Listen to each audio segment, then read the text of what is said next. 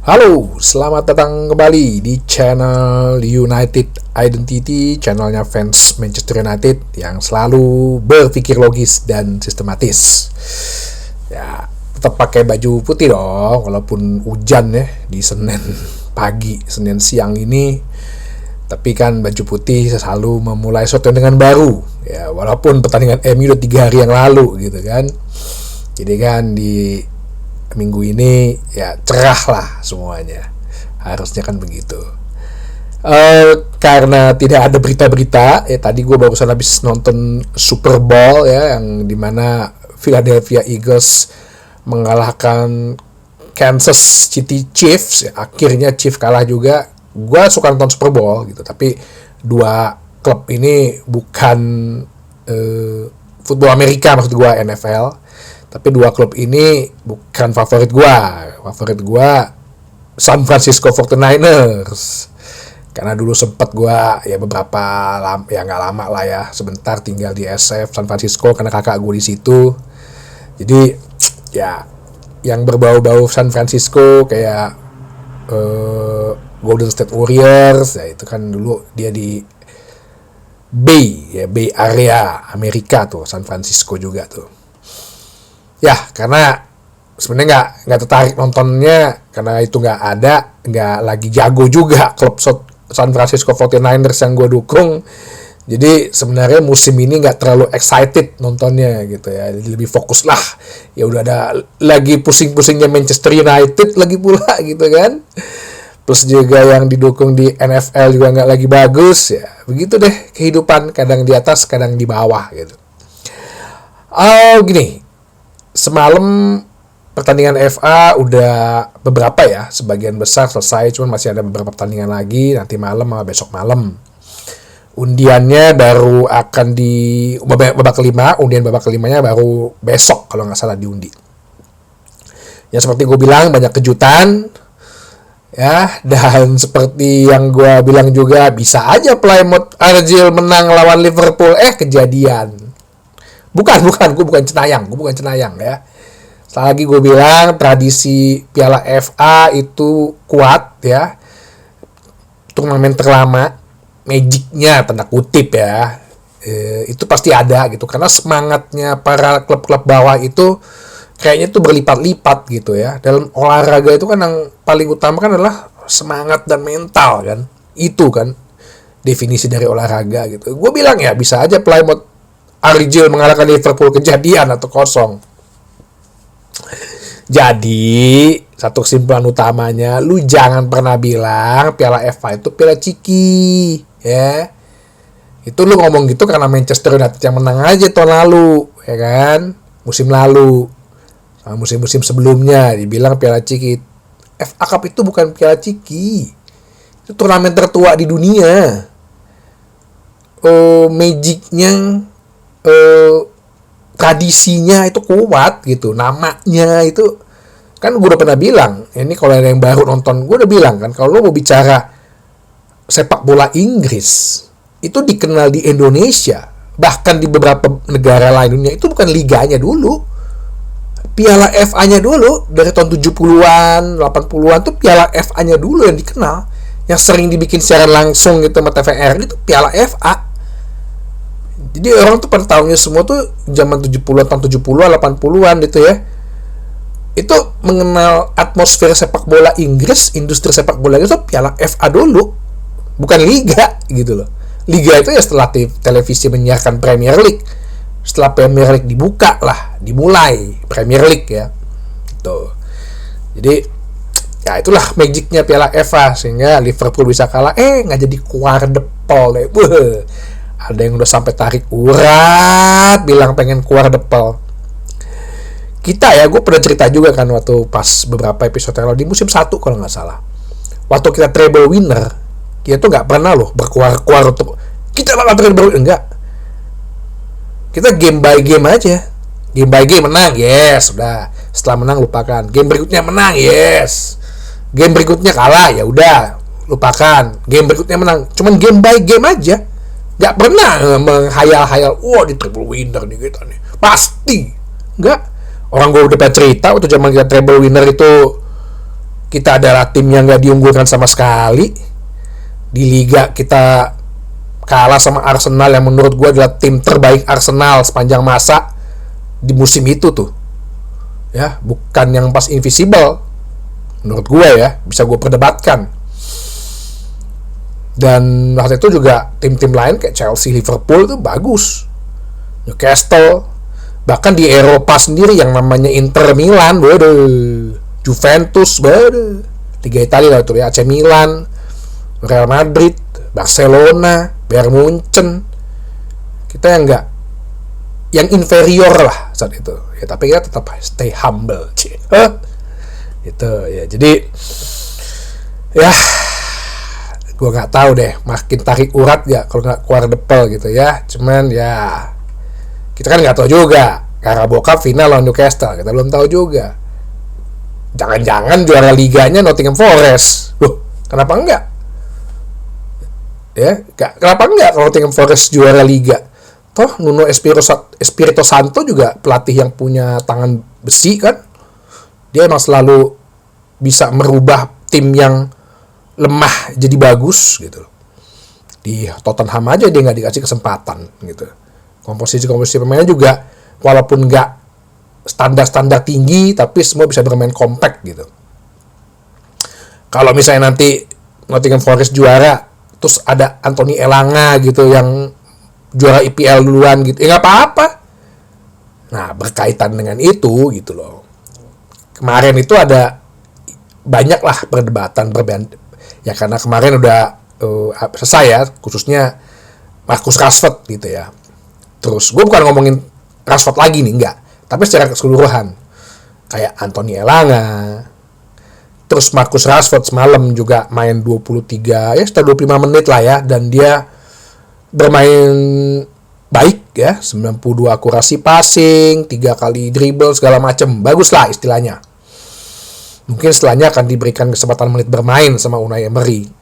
Terus kemudian Anthony juga 2 kali man of the match. Walaupun klubnya kemarin kalah, imbang apa kalah ya? Kalah ya.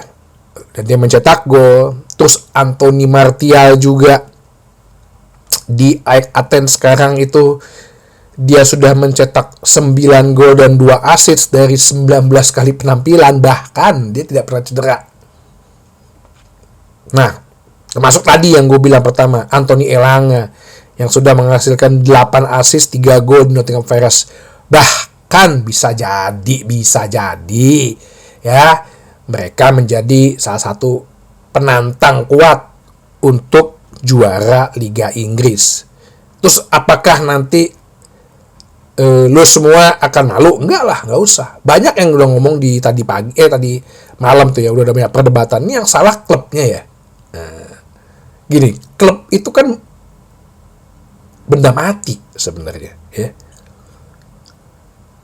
Apakah benda mati bisa disalahkan gitu? Kan nggak bisa. Lu jatuh gitu ya, kejedot pintu disalahin.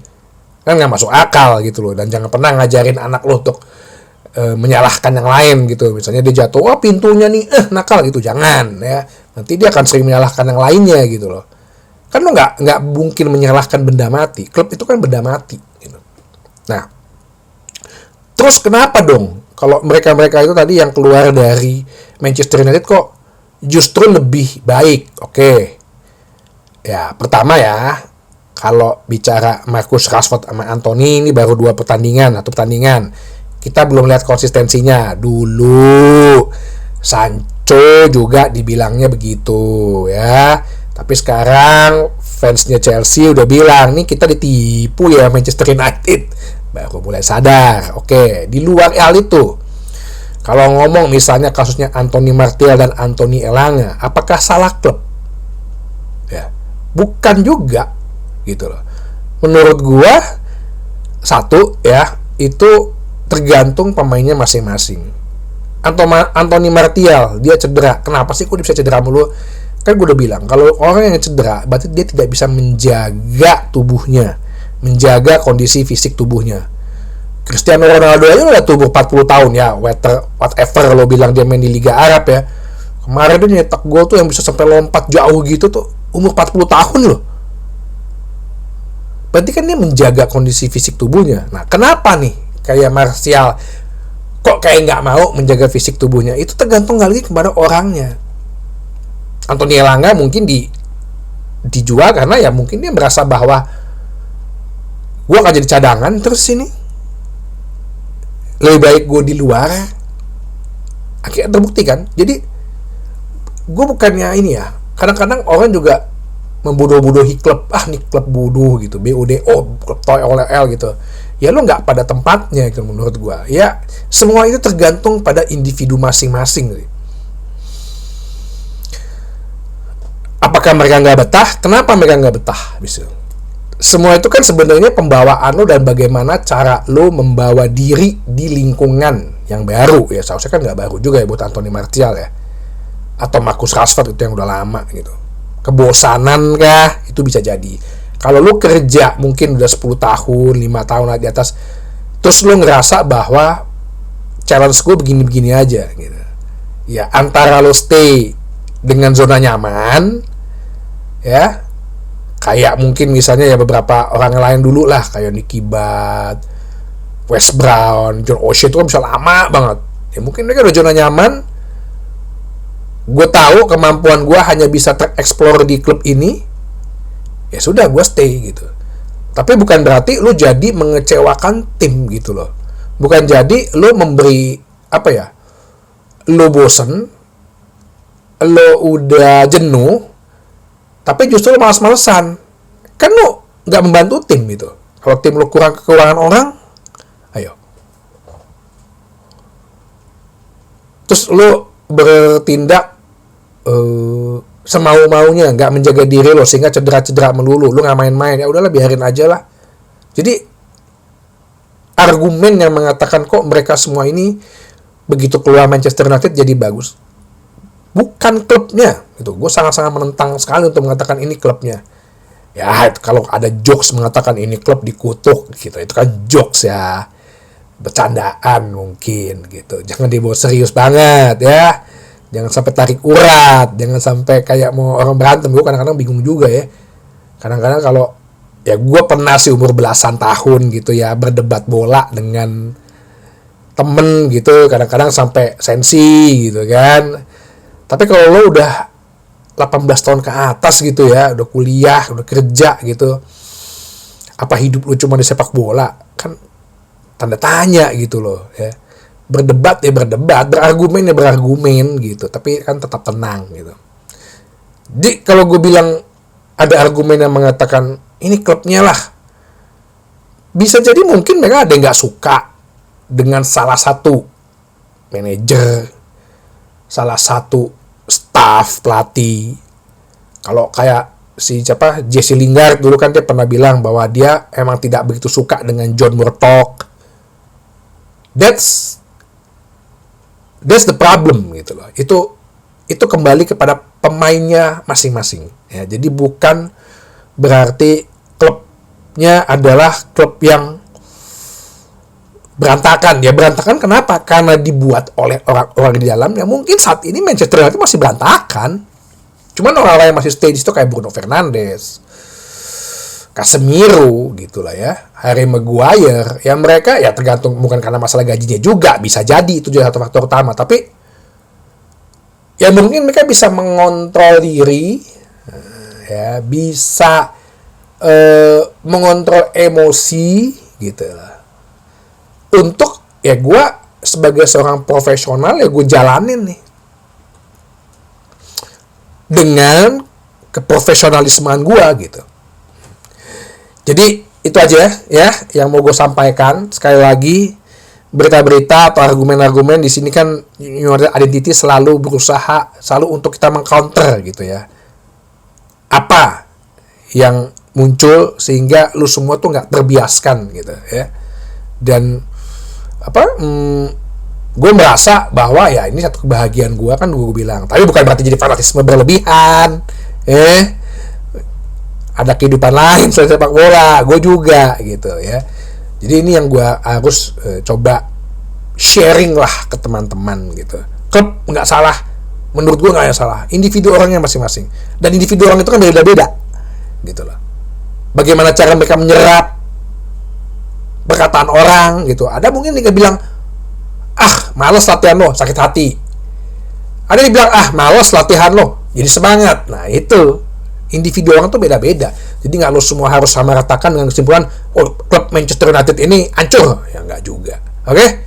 Jadi itu aja. Saya beritahu lagi di bahasan berikutnya. Mungkin berita-beritanya mungkin nggak begitu banyak. Bahkan Fabrizio Romano aja udah mulai kehilangan berita gitu ya. Dia berita giliran Liverpool kalah cuma sekali doang ngepostnya. Kalau Manchester United berkali-kali sampai press conference si Robin Amorim sepenggal dibikin postingan. Sampai ketemu lagi di bahasan berikutnya di channel United Identity, channelnya fans Manchester United yang selalu berpikir logis dan sistematis. Terima kasih.